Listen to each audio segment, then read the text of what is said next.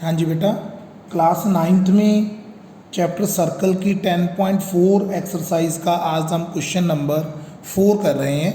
उसकी स्टेटमेंट समझते हैं पहले क्या है।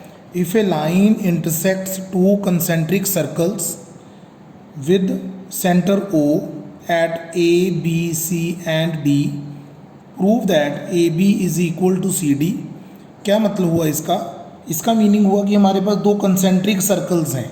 सबसे पहले तो आप सभी बच्चों को ये पता होना चाहिए कि कंसेंट्रिक सर्कल का मीनिंग होता है वो सर्कल्स जिनका एक ही सेंटर होता है, सेम सेंटर होता है, लेकिन रेडियस चेंज होते रहते हैं। और एक लाइन है जो इन दोनों सर्कल्स को कट कर रही है इन पॉइंट्स पे A, B, C and D, और आपने प्रूव करना है कि जो AB है वो CD के इक्वल होगा। ओके, तो AB को CD के इक्वल करने के लिए सबसे पहले हम क्या करेंगे, OM परपेंडिकुलर ऑन AD, जहाँ आप BC भी लिख सकते थे, आप AD भी लिख सकते हो क्योंकि वो एक ही लाइन है। आपने यहाँ से एक परपेंडिकुलर ड्रॉ कर दिया OM परपेंडिकुलर ऑन AD। तो अगर हम स्मॉल सर्कल की बात करें, जहाँ हम पहले बड़े सर्कल की बात कर लेते हैं, फॉर लार्जर सर्कल क्या होगा, बहुत सिंपल सा कंसेप्ट है, AM is equal to DM। अब ऐसा क्यों होगा, क्योंकि हमने एक थ्योरम पढ़ी थी कि अगर हम सेंटर से कॉर्ड के ऊपर परपेंडिकुलर ड्रॉ करते हैं वो कॉर्ड को बाइसेक्ट करता है। तो आप यहाँ पे रीज़न लिखोगे, परपेंडिकुलर ड्रॉन फ्रॉम सेंटर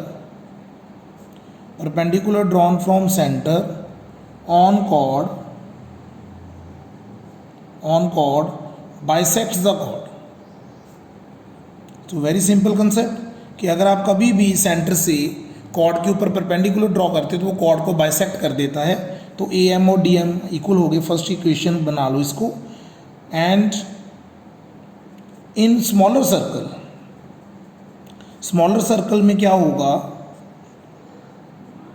इसमें same concept, OM is perpendicular to BC, this implies BM is equal to MC। तो ऐसे ही BM और MC इक्वल हो गए क्योंकि BC कॉर्ड बन गई स्मॉलर सर्कल की। तो जो रीज़न आपने यहाँ पे लिखा वो सेम रीज़न आप यहाँ पे लिख सकते हो, परपेंडिकुलर ड्रॉन फ्रॉम सेंटर। इसको मैं कंप्लीट नहीं लिखूँगा, इसको आप खुद लिख लेना, same reason, perpendicular drawn from centre on chord bisects the chord. इसको आप इक्वेशन 2 मान लो। अब आप फर्स्ट इक्वेशन में से सेकंड इक्वेशन माइनस कर दो। लेफ्ट साइड में से आपने लेफ्ट साइड माइनस करनी है, राइट साइड में से आपने राइट साइड माइनस करनी है, DM माइनस MC। अब AM में से BM माइनस किया, AB रह गया। DM में से आपने CM माइनस किया तो ये CD रह गया। So that is complete proof of question number 4। हाँ जी बेटा, इसी एक्सरसाइज का 10.4 एक्सरसाइज का सर्कल चैप्टर में जो आपका 5th क्वेश्चन है, अभी हम 5th क्वेश्चन की स्टेटमेंट को अच्छी तरह से रीड करेंगे।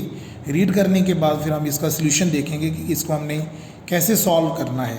तो क्या लिखा है, 3 girls Reshma, Salma and Mandeep are playing a game by standing on the circle of radius 5 metre is drawn in a park. अब आप एक चीज़ नोट करोगे, ये आपके पास एक सर्कल है किसी पार्क के अंदर। तो रेशमा यहाँ पे स्टैंडिंग पोजीशन है उसकी, सलमा की पोजीशन यहाँ पे है और मनदीप की पोजीशन यहाँ पे है। और रेशमा से लेके सलमा का जो डिस्टेंस है वो 6 मीटर है, सलमा से लेके मनदीप का जो डिस्टेंस है वो 6 मीटर है। हमने रेशमा से मनदीप का डिस्टेंस फाइंड करना है। ये हमारे क्वेश्चन की कंप्लीट स्टेटमेंट है। और अगर मैं O को R के साथ ज्वाइन कर देता हूँ तो ये आपका रेडियस बन गया, ये आपका है 5 मीटर। और अगर मैं O को M के साथ भी ज्वाइन कर दूंगा दैट इज़ ऑल्सो 5 मीटर। और मैं O को S के साथ भी ज्वाइन कर देता हूँ। तो सबसे पहले मैं यहाँ पे क्या लिखूँगा, मैं लिखूँगा कि रेशमा और सलमा के बीच का जो डिस्टेंस है और सलमा और मनदीप के बीच का डिस्टेंस है वो 6 मीटर है। इसलिए हमने जो अल्फ़ाबेट्स हैं वो भी उनके नाम के पहले अल्फ़ाबेट से यूज़ कर लिए, Reshma R, Salma S, Mandeep M। O is the centre of the circle. तो रेशमा से सलमा का जो डिस्टेंस है RS है, सलमा से जो मनदीप का डिस्टेंस है वो SM है, वो 6 मीटर दिया हुआ है।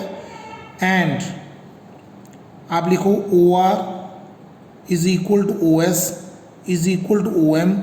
ये हो गए तीनों 5 मीटर, क्योंकि आप यहाँ पे रीज़न लिखोगे रेडियस या रेडियाई ऑफ सेम सर्कल, ये एक ही सर्कल के रेडियस हैं।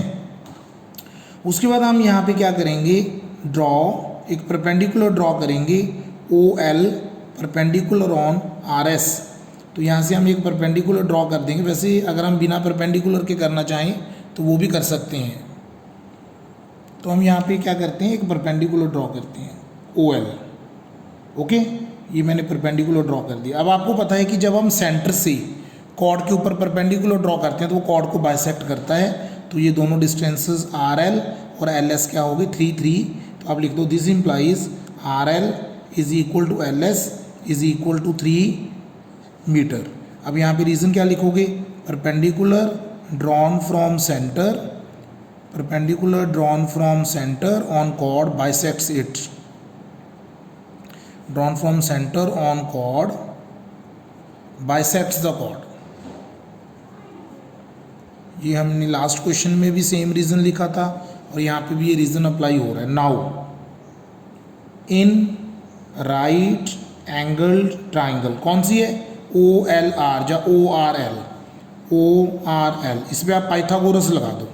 कैसे लगाओगे Pythagoras, O R square is equal to O L square plus R L square. तो जब आप पाइथागोरस लगाओगे, ओ आर स्क्वायर 5 का स्क्वायर, ओ एल स्क्वायर हमें फाइंड करना है, आर एल स्क्वायर हो गया आपका 3 का स्क्वायर।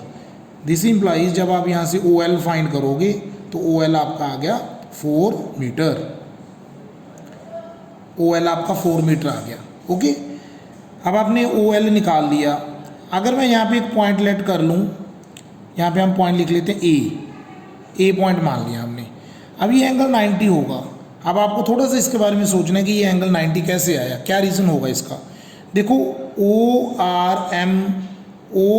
एस एम, अब आप यहाँ पे लिखो इन क्वाड्रिलेटरल ओ आर, इसी को मैं कंटिन्यू करता हूँ नेक्स्ट पेज पे, in quadrilateral O R S M. अब आप इसमें देखो O R is equal to O M is equal to 5 metre, ये 5 है ना, ये 5 मीटर है आपका। उसके बाद आप यहाँ पे लिखो R S is equal to S M is equal to 6 metre. This implies quadrilateral O R S M is kite and diagonals of kite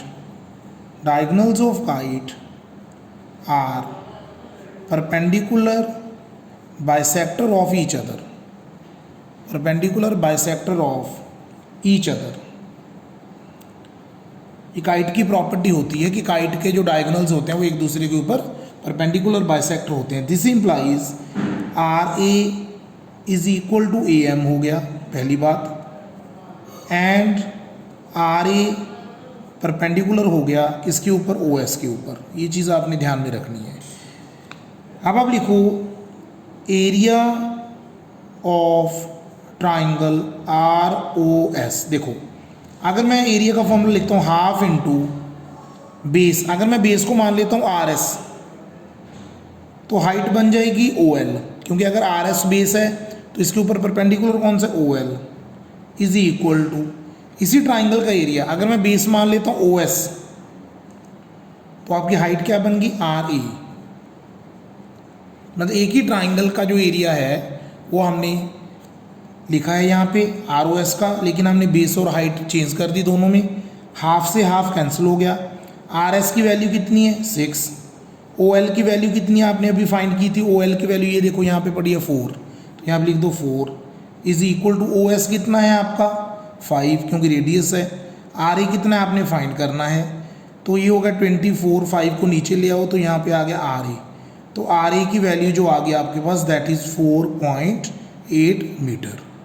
लेकिन हमने आर ए नहीं फाइंड करना था, हमने आर एम फाइंड करना था।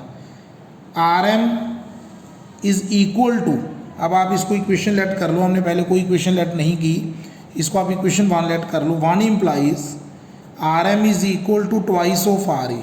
फर्स्ट इक्वेशन से हमने ये लिखा, क्योंकि हमने अभी ये बात आपको बताई थी कि जो इस फिगर में अगर आप देखोगी जो आर ए है वो आर एम का हाफ है, तो इसका डबल कर दो आप, तो ये कितना हो गया RM 2 × 4.8, तो RM आपका कितना आ गया 9.6 मीटर। सो ये आपका रेशमा एंड मनदीप के बीच का डिस्टेंस आ गया इस क्वेश्चन में। And very important question.